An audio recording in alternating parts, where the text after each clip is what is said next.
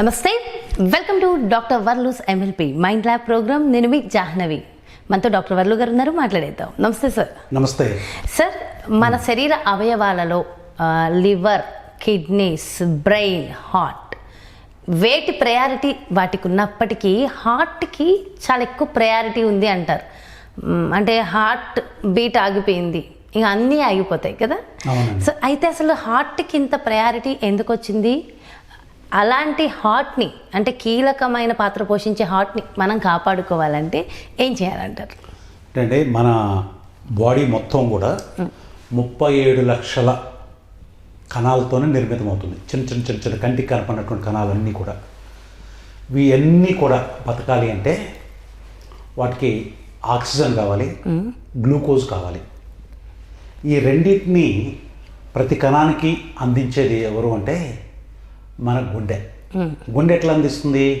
రక్తం ద్వారా గుండె కొట్టుకోవడం వలన రక్త సరఫరా ఈ కణాలన్నిటికీ జరుగుతుంది. గుండె కొట్టుకోలేదనుకోండి, రక్త సరఫరా ఆగిపోతుంది. అంటే మీరు ఎంత తిన్నా కూడా తిన్న న్యూట్రియంట్స్ కణాలకు చేరవు, చచ్చిపోతాం అన్నమాట. గుండె కొట్టుకోవడం ఆగిపోయింది అనుకోండి, అన్ని కణాలుకి ఆక్సిజన్ అందదు, తర్వాత ఫుడ్ అందదు. కాబట్టి అన్ని అవయవాలు, దేని అవయవం దానికి ఇంపార్టెన్స్ ఉన్నప్పటికీ కూడా ఈ అన్ని అవయవాలకి, శరీరంలో ఉండే ప్రతి కణానికి 37 లక్షల కోట్ల కణాలు బతకటానికి అవసరమైనటువంటి న్యూట్రియంట్స్, పోషకాలని, ఆక్సిజన్ని అందించేది రక్తం. ఆ రక్తం దేని ద్వారా అందుతుంది? గుండె కొట్టుకోవడం ద్వారా వాడికి అందుతుంది. అలానే ఈ 37 లక్షల కోట్ల కణాల్లో సెకండ్కి 1,00,000 కెమికల్ రియాక్షన్స్ జరుగుతాయి. అప్పుడు కొన్ని విష పదార్థాలు విడుదలవుతాయి, కొన్ని వ్యర్థాలు తయారవుతాయి. వీటన్నిటినీ మళ్ళీ బయటికి పంపించాలి. అవన్నీ కూడా దేంట్లోకి వస్తాయి? రక్తంలోకి వస్తాయి. మళ్ళీ వాటన్నిటిని బయటికి రక్తంలోకి వస్తాయి. గుండె కొట్టుకోవడం ద్వారానే అవి ఏ అవయవానికి చేరాలో క్లీన్ చేసే అవయవాలకి అక్కడికి చేరతాయి. కాబట్టి అంటే రవాణా వ్యవస్థ, మన శరీరంలో రవాణా వ్యవస్థ అనేది దేని ద్వారా జరుగుతుంది? రక్తం ద్వారా జరుగుతుంది. ఆ రక్తాన్ని ప్రతి కణానికి పంపించేది ఎవరు? గుండె. అందుకే గుండెకి అంత ఇంపార్టెన్స్ ఉంది. ఓకే, మరి ఆ గుండెని కాపాడుకోవాలంటే అంటే అసలు ఇది ఎలా పనిచేస్తుంది అనేది ఒకసారి మీకు చెప్పిన తర్వాత ఖచ్చితంగా అప్పుడు మీరు ఎలా కాపాడుకోవాలి, ఎందుకు కాపాడుకోవాలి, ఎలా కాపాడుకోవాలి అనే దాన్ని అంటే డీటెయిల్ ఇన్ఫర్మేషన్ చాలా అవసరం. మీ స్పెషాలిటీనే అది కదా సార్. సో ఈ గుండె మనకి ఏం చేస్తుంది? అన్ని కణాలకి న్యూట్రియంట్స్ని, ఆక్సిజన్ని, తర్వాత వాటర్. మనం వాటర్ తాగుతాం కదా, ఈ కణాలన్నిటికీ వాటర్ అందాలి. అది కూడా దేని ద్వారా అందుతుంది? ఆ వాటర్ రక్తంలో కలిస్తే రక్తం ప్రతి కణానికి చేరి వాటర్ని అందిస్తుంది. అంటే మన శరీరంలో న్యూట్రియంట్స్, వాటర్, ఆక్సిజన్. తర్వాత మనం కొన్ని మందులు వేసుకుంటాం కదా, ఆ మందులను కూడా ఏ పార్ట్కి అయితే అందించాలో ఆ పని చేసేది కూడా ఎవరు? రక్తమే. ఈ రక్తాన్ని పంప్ చేయటం ద్వారా అన్నిటికీ దేనికి ఏది అవసరమో అది చేరుతుంది. అంతేకాకుండా ఇవి విష పదార్థాలను విడుదల చేస్తాయి కదా, వాటన్నిటిని రక్తంలోకి తీసుకుంటుంది. మళ్ళీ వాటిని బయటికి పంపించాలంటే గుండె పంప్ చేయాలి. ఇది ఈ సిస్టమ్ అంతా కూడా అసలు ఎట్లా జరుగుతుంది, ఏమిటి అనేది మీకు బ్రీఫ్గా చెప్తాను. Okay sir. ఇప్పుడు మన శరీరంలో ప్రతి కణం ఏం చేస్తుందంటే ఆక్సిజన్ని వాడుకుంటుంది. అంటే అది ఎనర్జీ తయారు చేయాలంటే ఏది? మనం తిన్న ఆహారం ఆక్సిజన్ని మండించి శక్తిని తయారు చేసుకుంటుంది. ఈ 37 లక్షల కోట్ల కణాల్లో ఆ ఎనర్జీ మ్యానుఫ్యాక్చరింగ్ అనేది నిరంతరం ప్రతి క్షణం జరుగుతూనే ఉంటుంది. అయితే మనం రక్తం ద్వారా ఆక్సిజన్ ఈ కణాలకి అందుతుంది. మరి కణాలు ఏం చేస్తాయి? ఆక్సిజన్ని వాడుకుంటాయి కదా. వాడుకొని ఏం చేస్తాయంటే కార్బన్ డైఆక్సైడ్ని విడుదల చేస్తాయి. కార్బన్ డైఆక్సైడ్ మన శరీరానికి అవసరం లేదు, దాన్ని బయటకు పంపాలి. సో ఈ కణాలు, అంటే మన గుండె రక్తాన్ని పంప్ చేసినప్పుడు కణాలకి ఏమొస్తుంది? న్యూట్రియంట్స్, ఆక్సిజన్ వస్తుంది కదా. ఆ న్యూట్రియంట్స్ని, ఆక్సిజన్ని కణాలు వాడుకుంటాయి. ఆక్సిజన్ వాడుకొని ఏం చేస్తాయి? కార్బన్ డైఆక్సైడ్ని ఈ కణాలు విడుదల చేస్తాయి. ఆ కార్బన్ డైఆక్సైడ్ని రక్తంలో కలుపుకుంటుంది. అది వచ్చి ఎక్కడ కలుస్తుంది? రక్తంలోకి కలుస్తుంది. ఆ రక్తంలో ఉన్నటువంటి కార్బన్ డైఆక్సైడ్ బయటికి పోవాలి. సో అంటే మళ్ళీ అది ఏమిటి, ఈ రక్తం శరీరంలో ఉన్నటువంటి ప్రతి అవయవం నుంచి మనకి రక్తనాళాలు ఉంటాయి. మన కాలి వేళ్ళ దగ్గర నుంచి తల వరకు ప్రతి పార్ట్లో కూడా రక్తనాళాలు ఉంటాయి. ప్రతి కణానికి రక్తం చేరేయాలి కదా, రక్తం ద్వారానే వాడికి న్యూట్రియంట్స్ ఆక్సిజన్ అందుతుంది.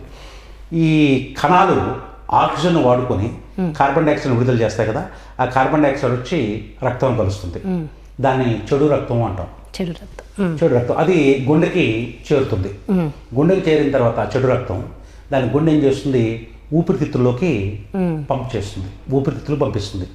ఊపిరితిత్తులు ఏం చేస్తాయంటే కార్బన్ డైఆక్సైడ్ని తీసేసుకొని ఆక్సిజన్ని మళ్ళీ బ్లడ్లో కలుపుతాయి. సో ఈ కార్బన్ డైఆక్సైడ్ ముక్కు ద్వారా బయటికి పోతుంది. మనం పీల్చే గాలి ద్వారా ఆక్సిజన్ లోపలికి వస్తుంది, విడిచే గాలి ద్వారా కార్బన్ డైఆక్సైడ్ బయటకు పోతుంది. సో ఈ కార్బన్ డైఆక్సైడ్ లంగ్స్కి ఎవరు చేరేస్తారు, రక్తం చేరేస్తుంది. రక్తం అక్కడ చేరాలంటే ఎవరు పని చేయాలి, గుండె పని చేయాలి. ఇప్పుడు ముక్కు ద్వారా వచ్చినటువంటి ఆక్సిజన్ లంగ్స్లోకి వచ్చింది, లంగ్స్లోకి వచ్చిన ఆక్సిజన్ మళ్ళీ రక్తంలో కలవాలి కదా, అంటే మళ్ళీ గుండె కొట్టుకుంటేనే రక్తం అక్కడికి ఊపిరితిత్తులు చేరుతుంది, అది ఆక్సిజన్ని కలుపుకోవటం అనేది జరుగుతుంది. సో మన రక్తాన్ని చెడు రక్తం మంచి రక్తం అని చెప్పేసి అంటారు. మంచి చెడు అంటే ఇక్కడ ఏం లేదండి, ఆ కార్బన్ డైఆక్సైడ్ ఉన్న రక్తాన్ని చెడు రక్తం అంటారు, ఆక్సిజన్ ఉండే రక్తాన్ని మంచి రక్తం అంటారు. రెండింటి అవసరం కూడా ఉంటుంది. రెండింటికి అవసరం అంటే ఇప్పుడు సెల్స్ ఆక్సిజన్ వాడుకున్న తర్వాత మరి కార్బన్ డైఆక్సైడ్ వదిలేస్తాయి కదా, అది బయటికి పంపాలి కదా, అది దేంట్లో కలవాలి, రక్తం బయటికి పంపించడానికి ఉన్న మార్గం ఏమిటి, రక్తం ద్వారానే బయటికి పోవాలి. అంటే మనకి చెడు రక్తం అవసరం అని కాదు, చెడు రక్తం తయారవుతుంది. ఎట్లా చెడు రక్తం తయారు కావడం అంటే ఆక్సిజన్ అయిపోయింది అనుకోండి, ఆక్సిజన్ వాడుకుంటాయి, కార్బన్ డైఆక్సైడ్ని విడుదల చేస్తాయి కదా, అది వచ్చి మళ్ళీ రక్తంలో చేరుతుంది. కార్బన్ డైఆక్సైడ్ రక్తంలో చేరితే దాన్ని చెడు రక్తం అంటాం. అది బయటికి పోవాలి, పోయి మళ్ళీ రక్తంలోకి ఆక్సిజన్ రావాలి. ఇది నిరంతరం జరుగుతూ ఉంటుంది. సో మన గుండె తీసుకుంటే అది మన ఫిస్ట్ అంటే పిడికిలు ఎంత ఉంటుందండి, జనరల్గా ఎడం చేతి ఎవరు గుండె తీసుకున్నా కూడా వాళ్ళ పిడికిలు ఎంత ఉంటుంది. బరువులు చూసుకుంటే 250 నుంచి 350 గ్రాముల వరకు బరువు గుండె. ఇది నిమిషానికి 72 సార్లు కొట్టుకుంటుంది. అంటే నిమిషానికి 72 సార్లు కొట్టుకోవటం అంటే ఏంటి అర్థం, మన శరీరంలో 5-6 లీటర్ల రక్తం ఉంటుంది కదా, ఈ రక్తం మొత్తం వచ్చి గుండెకి చేరాలి. గుండెకి చేరిన రక్తం గుండె ఏమిటి దాన్ని పంప్ చేయాలి. పంప్ చేయడానికి 1 నిమిషం టైం తీసుకుంటుంది. నిమిషంలో 72 సార్లు కొట్టుకోవటం వల్ల ఈ 5-6 లీటర్ల రక్తం మొత్తం కూడా గుండెకి చేరుతుంది అనమాట. గుండెకి చేరిన రక్తం మళ్ళీ శరీర అవయవాలకి వెళ్తుంది. సో 72 సార్లు అంటే అది దాని అర్థం. అంటే మన బాడీలో ఉన్న మొత్తం రక్తాన్ని గుండె పంపింగ్ చేయడానికి ఎంత టైం తీసుకుంటుంది, 1 మినిట్ టైం తీసుకుంటుంది. అయితే కొంతమందిలో అంటే ఇది మనం చెప్పుకున్నది ఆరోగ్యవంతుల శరీరంలో గుండె 72 సార్లు కొట్టుకుంటుంది. అయితే ఇది ఎంతవరకు కొట్టుకోవచ్చు అంటే 60 నుంచి 100 సార్లు కొట్టుకున్నా కూడా ఆరోగ్యవంతంగా ఉన్నట్టే. 72 సార్లనే కాదు, అది యావరేజ్ తీశారు. 60 నుంచి 100 సార్లు కొట్టుకున్నా కూడా మీకేమి జబ్బు ఉందని చెప్పేసి భయపడాల్సిన అవసరం లేదు. ఎవరికి గుండె తక్కువ కొట్టుకుంటుందంటే బాగా ఎక్సర్సైజ్ చేసే వాళ్ళకి గుండె తక్కువ కొట్టుకుంటుంది. అవునా? 60 సార్లు బాగా యాథ్లెట్స్ ఉంటారు కదా, రన్నింగ్ చేసేవాళ్ళు, రెగ్యులర్గా ఎక్సర్సైజ్ చేసే యాథ్లెట్స్ అంటే క్రీడాకారులు ఉంటారు సార్, వాళ్ళకి 40 సార్లే కొట్టుకుంటారు. అంటే అది ఆరోగ్యంగా లేనట్టు అంటారా? ఆరోగ్యంగా లేనట్టు కాదు.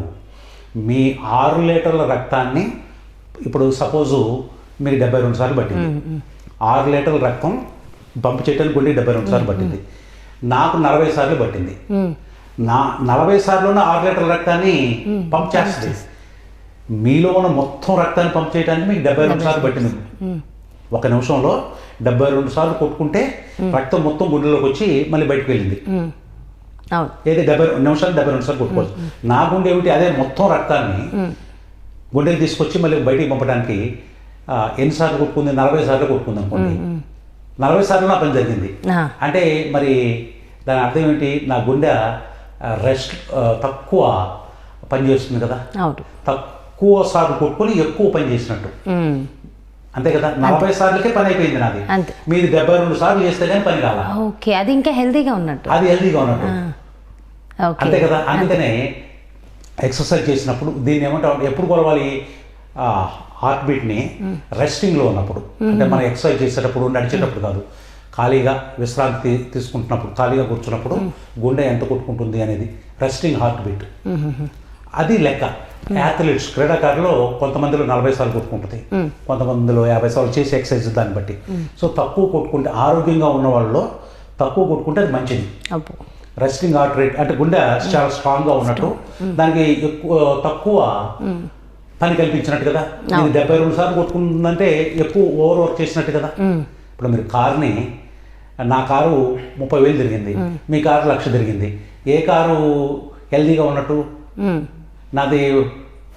నా కారు మీరు నేను ఇద్దరం ఒకే రోజు కారు కొన్నాం, మీరు 1,00,000 కిలోమీటర్లు తిప్పారు మీ కార్ని, నా కారు 30,000 తిరిగింది. ఇప్పుడు ఆయనకి మన విష్ణు కారు అమ్మాలి, ఏది కొంటాడు? ఎవరి కారు కొంటాడు? మీది కొంటాడా నాది కొంటాడా? తక్కువ తిరిగిందే కొంటాడు. తక్కువ ఎందుకని? తక్కువ తిరిగిందని తక్కువ అరుగుదల ఉంటుంది కదా, ఎక్కువ కాలం పని చేస్తుంది. తక్కువ తిరిగింది. అట్లే గుండె కూడా నా తక్కువ కొట్టుకుంది కదా, 40 సార్లు కొట్టుకుంది కదా. రోజు నాది నిమిషానికి 40 సార్లు కొట్టుకుంటుంది, మీది 72 సార్లు కొట్టుకుంటుంది. అంటే మీది గుండె ఎక్కువ పనిచేయటం వల్ల అది అరుగుదల, అది వేరెంటేర్ ఉంటుంది కదా. సో మళ్ళొక్కసారి ప్రూవ్ అయిపోయింది, ఎక్సర్సైజ్ చేయడం వల్ల ఎక్కువ కాలం బ్రతికే అవకాశం, ఎక్కువ కాలం బతికే అవకాశం ఉంది. ఒక రోజు 2 సార్లు కొట్టుకుంటుంది అంటే మనకు గుండె ఆయన యావరేజ్ 1,15,000 సార్లు కొట్టుకుంటుంది. ఒక రోజులో 1,15,000 సార్లు గుండె కొట్టుకుంటుంది. అదే మన జీవితం మొత్తం మీరు 100 ఏళ్ళు బతికారనుకుందాం, 100 ఏళ్ళు ఎన్నిసార్లు కొట్టుకుంటుంది తెలుసా? 200 కోట్ల సార్లు కొట్టుకుంటుంది. 200 కోట్ల సార్లు గుండె కొట్టుకుంటుంది. ఏది 72 సార్లు లెక్క నిమిషాలు కొట్టుకుంటే. సో ఈ గుండె మగవాళ్ళలో కంటే ఆడవాళ్ళలో కొంచెం ఎక్కువ కొట్టుకుంటుంది. ఇప్పుడు ఆరోగ్యవంతుని పురుషుల్లో గుండె 72 సార్లు కొట్టుకుంది అనుకోండి, స్త్రీలలో 80 సార్లు కొట్టుకుంటుంది. అంటే 8 బీట్స్ ఎక్కువ ఉంటుంది ఉమెన్కి, వాళ్ళ శరీర తత్వాన్ని బట్టి, అంటే శరీరాన్ని బట్టి.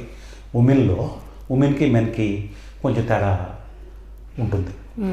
ఇది ఉమెన్ గుండె ఒక 8 సార్లు నిమిషానికి ఎక్కువ సార్లు కొట్టుకుంటుంది. అలానే బరువులో కూడా చూస్తే మన గుండె జనరల్గా 250 to 350 గ్రామ్స్ ఉంటుంది అనుకున్నాం కదా. అదే ఆడవాళ్ళ గుండె ఒక 56 గ్రాములు తక్కువ బరువు ఉంటుంది. లేడీస్లో గుండె బరువు కొంచెం తక్కువ ఉంటుంది. ఇది జీవితాంతం పనిచేయాలి. మన గుండె జీవితాంతం పనిచేయాలి. 200 కోట్ల సార్లు కొట్టుకోవాలి కదా. అసలు ఎట్లా ఇది ఎట్లా పనిచేస్తుంది ఏమిటనేది చెప్తాను. ఇప్పుడు మన గుండె ఛాతి, చెస్ట్ మధ్యలో ఉంటుందండి. మన గుండె అనేది చెస్ట్ మధ్యలో ఉంటుంది. లెఫ్ట్ సైడ్ లో కాదు, లెఫ్ట్ సైడ్ కొంచెం ఎక్కువ ఉంటుంది అంతే. గుండె ఎడమ పక్కన ఉంటారంటారు కానీ రెండు పక్కల, కుడి ఎడమ రెండు పక్కల ఉంటుంది, కానీ కుడి ఎడమ వైపు కొంచెం ఎక్కువ ఉంటుంది, కొద్దిగా, వెరీ లిటిల్. ఎడమ పక్కకి కొంచెం ఎక్కువ ఉంటుంది, రెండు పక్కల సెంటర్లో ఉంటుంది. యాక్చువల్ చెప్పాలంటే గుండె సెంటర్లో ఉండి ఎడమ వైపుకి కొంచెం ఎక్కువగా ఉంటుంది. ఈ గుండె 4 గదులుగా విభజించబడుతుందండి. మన గుండెని 4 రూమ్స్ లేదా చేంబర్స్ అంటారు. 4 గదులుగా ఉంటుంది. పైన 2 గదులు, కింద 2 గదులు. పైన ఒక 2 గదులు ఉంటాయి. ఈ అంటే ఏముంటుంది, ఒక నిలువు గోడ, ఒక అడ్డు గోడ ఉంటుంది. దానివల్ల ఏంటంటే 4 ఛాంబర్స్గా విడబడుతుంది. ఇట్లా ఈ పైన 2 గదులు ఉన్నాయి కదా, ఈ రెండింటిని డివైడ్ చేయాలంటే ఏం చేయాలి? ఇలా నిలువుగా ఒక గోడ ఉండాలి. మరి కింద 2 గదులు ఉన్నాయి కదా, మళ్ళీ ఇక్కడ అడ్డంగా ఒక గోడ ఉండాలి. సో మన గుండె 4 గదులుగా విభజించబడి ఉంటుంది. ఏది మన ఫస్ట్ పైన 2 గదులు ఉంటాయి, కింద 2 గదులు ఉంటాయి. అంటే కుడివైపు 2 గదులు, ఎడం వైపు 2 గదులు ఉంటాయి. మన శరీరం నుంచి ప్రతి కణం నుంచి కూడా రక్తం గుండెకి రావాలి కాబట్టి రక్తనాళాలు ఉంటాయి. అంటే రక్తాన్ని మూసుకొని పోయే చిన్న చిన్న గొట్టాలు అనుకోండి. రక్తనాళాలు అంటే చిన్న చిన్న ట్యూబ్స్ ఉంటాయి. ఈ గుండె కుడివైపు పైన కుడివైపు గది ఉంది కదా, దాంట్లోకి చెడు రక్తం వస్తుందండి. కుడివైపు ఉన్నటువంటి గదిలోకి చెడు రక్తం వస్తుంది. అంటే మనకి శరీరం కింద నుంచి లేదా పైనుంచి 2 గొట్టాలు ఉంటాయి, పెద్ద గొట్టాలు. అంటే రక్తాన్ని ఎక్కడికి శరీరంలో ఉన్న అన్ని కలెక్ట్ చేసుకుని వస్తాయి, చిన్న చిన్న చేసుకుని వచ్చి ఒక పెద్ద పైపులోకి వస్తాయి. ఇక్కడ ఎన్నో ఉంటాయి రక్తనాళాలు, పైకి వచ్చేవరకు అవన్నీ ఒక పెద్ద గొట్టానికి కలుస్తాయి అన్నమాట. ఓకే. సో ఆ చెడు రక్తాన్ని, అంటే చెడు రక్తం అంటే ఏం లేదండి, కార్బన్ డైఆక్సైడ్ కలిసిన రక్తం. చెడు అంటే మీరు అదేదో బ్యాడ్ అనుకోవద్దు, మరీ బ్యాడ్ అనుకోవద్దు. ఆక్సిజన్ ని వాడుకొని ఆక్సిజన్ ఉన్న రక్తాన్ని మంచి రక్తం అంటాం. సెల్స్ దగ్గర పోయితే సెల్స్ తీసేసుకుంటాయి కదా ఆక్సిజన్ని, తీసుకొని ఏం చేస్తుంది, ఆక్సిజన్ తీసుకుంటే కార్బన్ డైఆక్సైడ్ మళ్ళీ వదులుతాయి, అది మళ్ళీ దీంట్లో కలుపుకుంటుంది. కాబట్టి దాన్ని ఏమంటాం అంటే ఆక్సిజన్ తీసేసుకొని, అంటే ఆక్సిజన్ లేకుండా ఓన్లీ కార్బన్ డైఆక్సైడ్ ఉన్న రక్తాన్ని ఏమంటాం చెడు రక్తం అంటాం. సో ఇది మొత్తం కూడా ఏమిటి, మళ్ళీ దాన్ని శుద్ధి చేయాలి కదా. దానికోసం ఏం చేస్తుంది, శరీరం మొత్తం నుంచి మనకి ఈ గుండె పైన ఉన్న కుడి గది ఉంది కదా, ఈ కుడి గదిలోకి 2 పైపులు ఉంటాయి, అంటే ట్యూబ్స్. మనకు అర్థం కావడం కోసం పైప్ అంటాను, పైప్ అంటే ఎంత లావు ఉండదు, 2 పైపులు ఉంటాయి. కింద నుంచి వచ్చే రక్తం ఇది కాలి వేళ్ళ దగ్గర నుంచి ఇదంతా కూడా చెస్ట్ వరకు, ఈ భాగం వరకు ఉన్నది తీసుకొచ్చేది ఒకటి ఉంటుంది. పైనుంచి తల, మెడ, చేతులు, చెస్ట్, ఇక్కడ నుంచి రక్తాన్ని తీసుకురావడానికి ఒక పైపు ఉంటుంది. సుపీరియర్ అంటే వీనా కావా అంటారు దాన్ని, ఆ పైప్ పేరు. అంటే సుపీరియర్ వీనా కావా, సుపీరియర్ వీనా కావా అంటే పైనుంచి తీసుకొస్తుంది ఆ పైపు. కళ్ళలో ఉండే రక్తం, కాళ్ళలో ఉండే రక్తం ఒకే పైపు నుంచి రావు. గుండెకి చేరేటప్పుడు తల, మెడ, చేతులు, చెస్ట్, ఈ రక్తం ఇక్కడ ఉన్నటువంటి రక్తాన్ని గుండెకి చేర్చేది ఎవరు, సుపీరియర్ వీనా కావా. సుపీరియర్ వీనా కావా అనే పైప్ పేరు. సరే పైప్ మనం వదిలేద్దాం, పేర్లు మనకు టెక్నికల్ నేమ్స్ అవసరం లేదు. ఆ గొట్టం పైనుంచి ఒక గొట్టం బ్లడ్ని, అంటే కార్బన్ డైఆక్సైడ్ చెడు రక్తాన్ని గుండె కుడివైపున ఉన్నటువంటి పై గదిలోకి చేరుస్తుంది. కింద నుంచి వచ్చేదాన్ని ఇన్ఫీరియర్ వీనా కావా అంటారు. ఇన్ఫీరియర్ వీనా కావా, ఇన్ఫీరియర్ అంటే ఏం లేదు, కింద ఉంటుంది కాబట్టి ఇన్ఫీరియర్, పైన ఉంటుంది కాబట్టి సుపీరియర్. అంటే అది ఎక్కువ తక్కువ అని కాదు, ఇది కింద నుంచి వచ్చే దానికి ఒక పేరు పెట్టారు సైంటిస్టులు, పైనుంచి రక్తాన్ని తీసుకొచ్చే పైప్కి ఒక పేరు పెట్టారు. సరే ఏమైతే మనం ఏమనుకుందాం అంటే కింద నుంచి కింద భాగాల నుంచి మన గుండెకి రక్తాన్ని చేర్చే ఒక గొట్టం ఉంటుంది, పై భాగాల నుంచి గుండెకి రక్తాన్ని చేర్చడానికి ఒక గొట్టం ఉంటుంది అనుకుందాం. ఇవి ఏం చేస్తాయి అంటే సెల్స్ ఆక్సిజన్ పీల్చుకొని వాడేసుకొని కార్బన్ డైఆక్సైడ్ అది కలుపుకొని ఆ రక్తాన్ని తీసుకొని వస్తాయి. మొత్తం శరీరంలో అన్ని భాగాల నుంచి, శరీరంలో ఉన్నటువంటి అన్ని భాగాల నుంచి తీసుకొని వస్తాయి. తీసుకొని వచ్చేవి ఎక్కడ దేంట్లో వేస్తాయి, కుడివైపు ఉన్నటువంటి కుడివైపునున్న పై గదిలో ఆ రక్తాన్ని, అది ఒక రిజర్వాయర్ అనుకోండి, అదంతా వచ్చి ఆ పై గదిలో చేరుతుంది. దీన్ని టెక్నికల్గా చెప్పాలంటే ఆట్రియం అంటారు. ఈ కుడి గది ఉంది చూసారు, పైన ఉండే ఆట్రియం అంటారు. ఆట్రియం. సో దాని కింద ఇక్కడ ఉంది కదా, ఇది కుడి గది. మళ్ళీ కింద ఒక గది ఉంటుంది అనుకున్నాం కదా, కింద ఇక్కడ ఏముంటుంది, ఒక గోడ ఉంటుంది. ఈ రెండు రక్తం కలవకుండా, ఈ గదిలోది ఈ గదిలోది ఈ గదిలోది ఈ గది, దేనికి కలవకుండా 4 గదులు సపరేట్ చేయబడి ఉంటాయి. ఇప్పుడు ఈ పై గదిలో ఉన్న రక్తం కింది గదిలోకి రావాలి. ఈ 2 గదులు ఏమైనా ఒక గోడలాగా సపరేట్ చేయబడ్డ గోడతోనే దానికి ఒక చిన్న వాల్వ్ ఉంటుంది. ఆ వాల్వ్ ఏముంటుందంటే అది మూసుకొని ఉంటుంది కదా, ఈ రక్తం కిందకి రావాలి కదా, అప్పుడు ఏం చేస్తుంటే అది ఇలా అంటుంది, రక్తం వస్తుంది కదా కిందకు వస్తుంది కదా, మళ్ళీ ఇలా వచ్చేస్తుంది, మూసుకుంటుంది, మళ్ళీ ఇలా కిందకు అంటుంది, అప్పుడు రక్తం కిందకి జారుతుంది, మళ్ళీ ఇలా అంటుంది, అది తెరుచుకుంటేనే కిందకు పోతుంది. అంటే కిందకి చేరిన రక్తం మళ్ళీ పైకి రాకూడదు. అందుకోసం ఏమిటి, ఈ రక్తం పైనుంచి కిందకి జారేటప్పుడు ఇలా అంటుంది, పోనిస్తుంది, మళ్ళీ కిందది పైకి వచ్చే అవకాశం ఉంది కదా, వెంటనే ఇలా వచ్చేస్తుంది, మూసేస్తుంది. అది వాల్వ్. ఇక్కడికి వచ్చిన తర్వాత రక్తం కుడి గదిలోకి, కుడి వైపున కింది గదిలోకి వచ్చింది రక్తం. ఇక్కడి నుంచి ఇది చెడు రక్తం కదా, ఇది మనకి ఎక్కడికి పోవాలి, ఊపిరితిత్తులకు పోవాలి.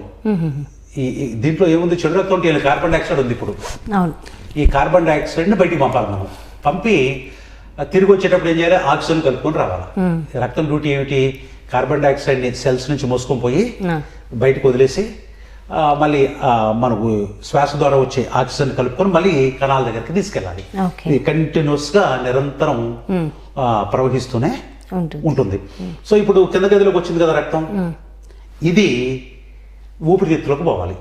ఇది ఇక్కడి నుంచి ఒక పల్మనరీ ఆర్టరీ అని ఒకటి ఉంటుంది, అంటే సరే రక్తనాళం ఒక ఇది కింద గదిలో నుంచి ఊపిరితిత్తుల్లోకి రక్తాన్ని తీసుకెళ్ళాలి, ఈ చెడు రక్తాన్ని. దానికి ఒక పైప్ ఉంటుంది. ఓకే ఓకే సో ఈ గదిలోకి చేరినటువంటి రక్తం దాంట్లోకి వస్తుంది. దాంట్లోకి ఈ కింద గదిలో చేరినటువంటి రక్తం మనకి ఊపిరితిత్తులకి ఈ రక్తాన్ని తీసుకెళ్ళడానికి ఒక పైప్ ఉంటుంది, ఒక ట్యూబ్ ఉంటుంది కదా, దాంట్లోకి పంపించాలి. అది పైకి వెళ్ళాలి. అదేం చేస్తుంది, ఇలా ఉంది కదా వాల్వ్, ఇలా అంటుంది అంటే అప్పుడు రక్తం పైకి పోతుంది. మళ్ళీ అది వెనక రాకుండా మళ్ళీ ఇలా వస్తుంది, ఇది పైకి ఇలా మళ్ళీ ఈ పొజిషన్కి వస్తే రక్తం ఇటు కిందకి పోదు పైకి పోదు, అది పైకి పోవాలి, ఎక్కడికి ఊపిరితిత్తులోకి పోవాలి. కాబట్టి అప్పుడు ఆ వాల్వ్ ఎట్లా ఇలా ఉంది కదా, ఇలా అంటుంది అంటే అప్పుడు ఓపెనింగ్ ఏర్పడ్డది కదా, అప్పుడు దాంట్లోకి రక్తం దూరుతుంది. మళ్ళీ లోపలికి వచ్చింది మళ్ళీ బయటికి పోకూడదు కదా, మళ్ళీ ఇలా అంటుంది. ఇలా ఇంతకుముందు ఏమిటి, ఇలా ఇలా ఉంది. కుడి గదిలో నుంచి పై నుంచి కింద గదిలోకి వచ్చినప్పుడు ఇలా ఉంది, ఇలా ఉంది, మళ్ళీ ఇలా వచ్చింది. ఇక్కడ ఏమిటి, అప్, మళ్ళీ ఇలా వస్తుంది. అప్పుడు రక్తం ఏమిటి, ఆ పైపులో నుంచి అది అంటే మన టెక్నికల్గా చెప్పాలంటే పల్మనరీ ఆర్టరీ అంటారు. సరే ఊపిరితిత్తులకి తీసుకెళ్లే రక్తనాళం అనమాట, దాంట్లోకి ప్రవేశిస్తుంది. అది ఊపిరితిత్తుల్లోకి ఆ రక్తం వస్తుంది. ఊపిరితిత్తుల్లో అక్కడ ఏమవుతుంది, ఇదేం మోసుకొచ్చింది, కార్బన్ డైఆక్సైడ్ మోసుకొచ్చింది. అది మనకు అవసరం లేదు కదా, కార్బన్ డైఆక్సైడ్ని అక్కడ విసర్జిస్తుంది, వదిలేస్తుంది. వదిలేసి మన ముక్కు ద్వారా ఆక్సిజన్ వచ్చింది కదా, ఆక్సిజన్ తనలోకి తీసుకుంటుంది. ఇక్కడ రక్తం ఏమవుతుంది, కార్బన్ డైఆక్సైడ్ని విసర్జించి వదిలేసి ఆక్సిజన్ కలుపుకుంటుంది. ఇది మంచి రక్తం, ఆక్సిజన్ కలుపుకున్న రక్తం మంచి రక్తం. అది ఇప్పుడు ఎడమ వైపుకి వస్తుంది. ఎడమ వైపు 2 గదులు ఉన్నాయనుకున్నాం కదా, ఎడమ వైపు 2 గదులు ఉన్నాయి.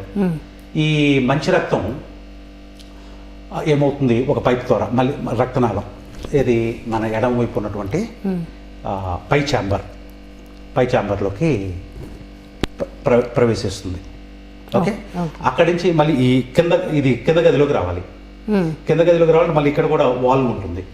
అది మళ్ళీ ఆ వాల్వ్ ఏం చేస్తుంది, ఇలా ఉన్న వాల్వ్ ఇలా అంటుంది. అప్పుడు రక్తం ఎడమ పక్క కింద గదిలోకి వస్తుంది. ఇదేమిటి, శుద్ధ రక్తం అంటే ఆక్సిజన్ ఉన్న రక్తం. ఇది మళ్ళీ ఒక పైప్ ద్వారా, పెద్ద ఎయోటా అంటారు, ఎయోటా అనే పైపు, పెద్ద పైపు ఉంటుంది.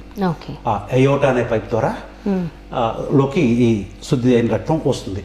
ఆ పైపు నుంచి చిన్న చిన్న గొట్టాలు శరీరం అంతా కూడా వ్యాపిస్తాయి అన్నమాట. అంటే ఇక్కడి నుంచి 100,000 గొట్టాలు ఉంటాయి. పైకి వచ్చేవరకు పెద్ద గొట్టం ఒకటే ఉంటుంది. పైకి వచ్చేవరకు అన్నీ కలిసి ఈ గొట్టంలోకి చేరుస్తాయి అన్నమాట. సో ఈ గొట్టం ఏంది, బయటికి తీసుకెళ్తుంది కదా, అక్కడి నుంచి మరి శరీరం మొత్తం సప్లై కావాలి కదా, అది బ్రాంచ్ ఆఫ్ అవుతుంది. అంటే చిన్న శాఖలుగా విభజించబడుతుంది. సో ఇలా ఏది కింది ఛాంబర్లో నుంచి రక్తం ఏమవుతుంది, ఈ గొట్టం ద్వారా మొత్తం శరీరం మొత్తానికి, అంటే చిన్న ఈ గొట్టం ఏమవుతుంది, అక్కడి నుంచి 2 అవుతుంది, 2 4 అవుతుంది, 4 8 అవుతుంది, చిన్న గొట్టాలు విభజించబడి ప్రతి కణానికి 37 లక్షల కోట్ల కణాలకి ఈ మంచి రక్తాన్ని అందిస్తుంది. మళ్ళీ అక్కడికి వెళ్ళిన తర్వాత ఏమవుతుంది, ఆ కణాలు చేరిన తర్వాత ఈ మంచి రక్తాన్ని అవి తీసేసుకుంటాయి, ఎవరి సెల్స్ తీసుకొని కార్బన్ డైఆక్సైడ్ వదిలి మంచి రక్తం తీసుకోవడం అంటే ఏంటి, దాంట్లో ఉన్న ఆక్సిజన్ పీల్చుకుంటాయి, తీసేసుకుంటాయి. అప్పుడు కార్బన్ డైఆక్సైడ్ వదులుతాయి కదా, అది మళ్ళీ కలుస్తుంది. అది కలిసి మళ్ళీ ఇటు పక్క నుంచి మళ్ళీ ఏది మళ్ళీ కుడిపక్కకి చేరుతుంది. కుడిపక్క పై గదిలోంచి మళ్ళీ కింద గదిలోకి వస్తుంది, అక్కడి నుంచి ఊపిరితిత్తులకు వస్తుంది. ఊపిరితిత్తుల నుంచి మళ్ళీ లెఫ్ట్ సైడ్ పై గదిలోకి వస్తుంది, పై గదిలో నుంచి కింద గదిలోకి వస్తుంది, కింద గదిలోంచి ఒక పెద్ద పైప్ ద్వారా మళ్ళీ శరీరం మొత్తానికి అవుతుంది. మళ్ళీ ఇలా సర్క్యులేట్ మొత్తం 24 గంటలు ఇది తిరుగుతూనే ఉంటుంది. రక్తం ఒక క్షణం కూడా గుండె రెస్ట్ తీసుకోవటం ఉండదు, రక్తం క్షణం ప్రవహించకుండా ఉండదు, నిరంతరం ప్రవహిస్తూనే ఉంటుంది. శరీరంలో మొత్తం ప్రవహిస్తూనే ఉంటుంది ఈ రక్తం. ఏమిటి దాంతోపాటు అంటే రక్తం ద్వారానే నీళ్ళైనా సెల్స్లు చేరాయి. మనం తినే ఆహారంలో ఉండే న్యూట్రియంట్స్ అయినా రక్తం ద్వారానే చేరాలి, ఆక్సిజన్ అయినా రక్తం ద్వారానే చేరాలి. గుండె ఇలా ప్రతి క్షణం దీన్నే ఇప్పుడు ఎట్లా మరి రక్తం ఎట్లా పంప్ అవుతుంది అంటే గుండె ఏమవుతుందంటే గుండె కొట్టుకోవటం అంటే ఏంటి, గుండె ఈ ఛాంబర్స్ ఉన్నాయి కదా 4 ఛాంబర్స్ ఏమవుతాయంటే ఒకసారి ఇలా స్క్వీజ్ అవుతాయి, కంట్రాక్ట్ అవుతాయి, ఇట్లా ఉన్నది ఇలా నొక్కుతాయి. నొక్కినప్పుడు ప్రెషర్తో ఏమిటి బ్లడ్ కదులుతుంది, మళ్ళీ ఏమవుతాయి ఇలా వదులుతాయి, అప్పుడు మళ్ళీ మొత్తం శరీర భాగాలకి అన్నిటికి వెళ్ళటం జరుగుతుంది. అంటే గుండె కొట్టుకోవటం అంటే ఏమిటి, ఒకసారి ఇలా గట్టిగా స్క్వీజ్ అయ్యి మళ్ళీ వదలటం, స్క్వీజ్ అయ్యి వదలటం. ఇలా స్క్వీజ్ అయ్యి వదిలినప్పుడే మనకు సౌండ్ వస్తుంది, లబ్ డబ్ అని సౌండ్ వస్తుంది కదా. ఇలా లాగినప్పుడు ఒక సౌండ్ లబ్, ఇలా వదిలినప్పుడు dub, lub dub, lub dub. అంటే గుండె ఏమిటి అలా కొట్టుకుంటాం, అలా కొట్టుకోవటం అంటే గట్టిగా నొక్కోవటం, ఇట్లా లాక్కోవటం అనమాట. ఇలా ఉన్న గుండె ఇలా ఇలా అవుతుంది, మళ్ళీ ఇలా వదులుతుంది, రిలాక్స్ అవుతుంది, ఇలా నొక్కుంటుంది, మళ్ళీ రిలాక్స్ అవుతుంది. దీన్నే గుండె కొట్టుకోవటం అంటాం. ఇది కొంతమందిలో నిమిషానికి అంటే ఈ రక్తం మొత్తాన్ని ఈ రక్తం మొత్తం గుండెలోకి రావాల్సిందే. చెడు రక్తం అయినా మంచి రక్తం అయినా గుండెలోకి వచ్చింది, చెడు రక్తం మొత్తం గుండెలోకి రావాలి, వచ్చి ఊపిరితిత్తులకు పోయి అక్కడ అది మంచి రక్తంగా మారాలి. ఆ మంచి రక్తం మళ్ళీ శరీరం మొత్తానికి సప్లై కావాలి. శరీరంలో మనం న్యూట్రియంట్స్ అయినా ఏదైనా కూడా అలానే జరగాలి. సో 70 కొంతమందికి ఈ రక్తం మొత్తం పంప్ చేయడానికి 72 సార్లు నిమిషాలు కొట్టుకుంటే సరిపోద్ది, కొంతమందికి 60 సార్లు కొట్టుకుంటే సరిపోద్ది, కొంతమంది 40 సార్లు కొట్టుకుంటే సరిపోద్ది. కానీ మామూలుగా ఎలాంటి ఎక్సర్సైజ్ లేకుండా మన శ్రీను లాంటి వాళ్ళు ఉన్నారనుకోండి, శ్రీను అసలు ఎక్సర్సైజ్ చేయడు, నడవడు కదా, బాగా పొట్ట ఉంది, మనిషి అసలు కదలడు. అతని గుండె 50 సార్లు కొట్టుకుంది అనుకోండి, తేడా ఉన్నట్టు. అబ్బో, అది చూసుకోవాలి. ఎందుకంటే అతని ఎక్సర్సైజ్ లేదు, అతనికి కదా ఆటలాడు, ఎక్సర్సైజ్ చేయడు, వాకింగ్ లేదు, అయినా కూడా 60 సార్లు కొట్టుకుంటుంది అనుకోండి, అంటే డాక్టర్ దగ్గరికి పోవాలి. తర్వాత మన విష్ణు గుండె 110 సార్లు 115 సార్లు కూడా కొట్టుకుంటూ ఉంటుంది. అది మంచిది కాదు. 100 దాటిందంటే అంటే మీరు ట్రెడ్మిల్ మీద పరిగెత్తేటప్పుడు దాటింది. నేను జిమ్లో ఎక్సర్సైజ్ చేసేటప్పుడు నా గుండె 160 170 కూడా పోతుంది నిమిషంలో. నేను ఆ వాచ్ పెట్టుకొని చూస్తే గుండె నిమిషానికి ఎన్నిసార్లు కొట్టుకుంటుంది, 160 170 సార్లు కూడా కొట్టుకుంటుంది. అది లెక్క కాదు, అప్పుడు కొట్టుకోవచ్చు. ఎందుకు అన్నిసార్లు ఎందుకు కొట్టుకుంటుంది, ఎక్సర్సైజ్ చేసేటప్పుడు ఎనర్జీ ఎక్కువ కావాలి కదా, న్యూట్రియంట్స్ ఆక్సిజన్ ఎక్కువ కావాలి కదా. ఎక్కువ సార్లు కొట్టుకోవటం ద్వారా మన ఈ సెల్స్కి క్విక్గా ఆ యాక్టివిటీకి సరిపడా అందించాలి కాబట్టి క్విక్గా కొట్టుకుంటుంది అనమాట. సో ఎక్సర్సైజ్ చేసినప్పుడు మీరు ఏదైనా పనిలో ఉన్నప్పుడు మాత్రం కొన్ని వేగంగా కొట్టుకుంటుంది, అది లెక్కలోకి రాదు. ఎప్పుడన్నా హార్ట్ బీట్ ఎప్పుడు కొలవాలి, మీరు రెస్టింగ్ ఇలా కూర్చొని ఉన్నప్పుడు, మాట్లాడుతున్నప్పుడు కూడా కాదు, కూర్చొని ఉన్నప్పుడు హార్ట్ బీట్ని కొలవాలన్నమాట. సో ఆరోగ్యవంతుల్లో 72 సార్లు ఉంటుందని యావరేజ్ అది.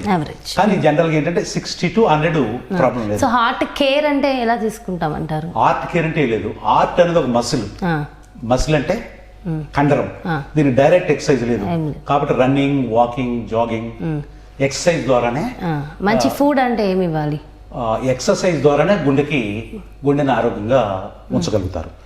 ఫుడ్ అంటే బి విటమిన్స్, డి, ఈ ఉండే ఆహారాన్ని తీసుకోవాలి.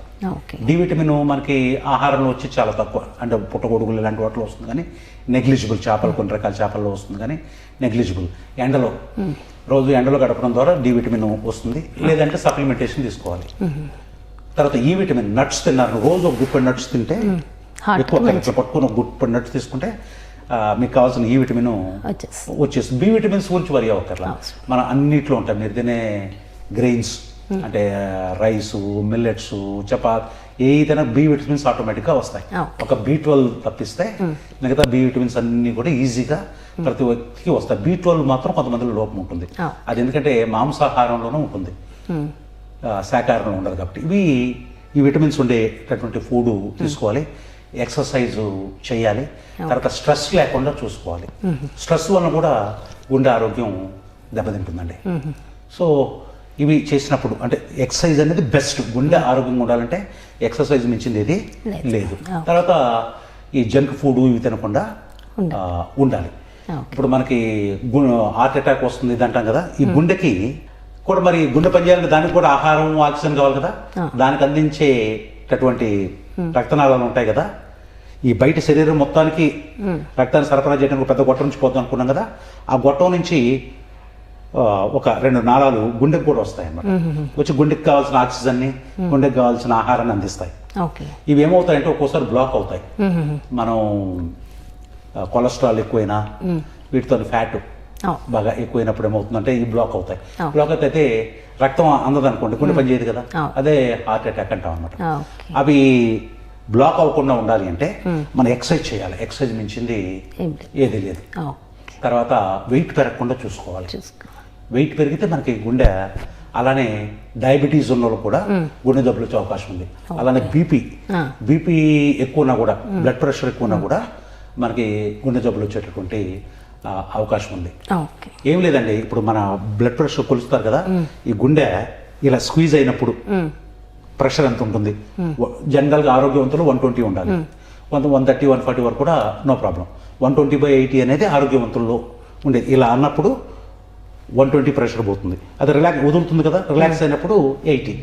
అది 140 వరకు అయినా కూడా పెద్ద ప్రాబ్లం. 140 దాటింది అనుకోండి, అప్పుడు డాక్టర్తో సంప్రదించి ఈ తగ్గించుకోవాలి. అంటే గుండె, దాన్నే మీకు బీపీ 120/80 సిస్టాలిక్ బై డైస్టాలిక్ అంటారు. సిస్టాలిక్ అంటే పైది, అంటే గుండె ఇలా స్క్వీజ్ అయినప్పుడు ప్రెషర్ పెరుగుతుంది కదా, దాన్ని సిస్టాలిక్ అంటారు. 120 ఇలా గుండె వదులుతుంది కదా, రిలాక్స్ అవుతుంది కదా, అప్పుడు ప్రెషర్ ఉండదు కాబట్టి 80 అనమాట, తక్కువ ఉంటుంది అనమాట. సో మనం ఇలా కేర్ తీసుకోవడం ద్వారా ఇది జీవితంలో 100 సంవత్సరాల జీవితంలో 200 కోట్ల సార్లు కొట్టుకోవాలి.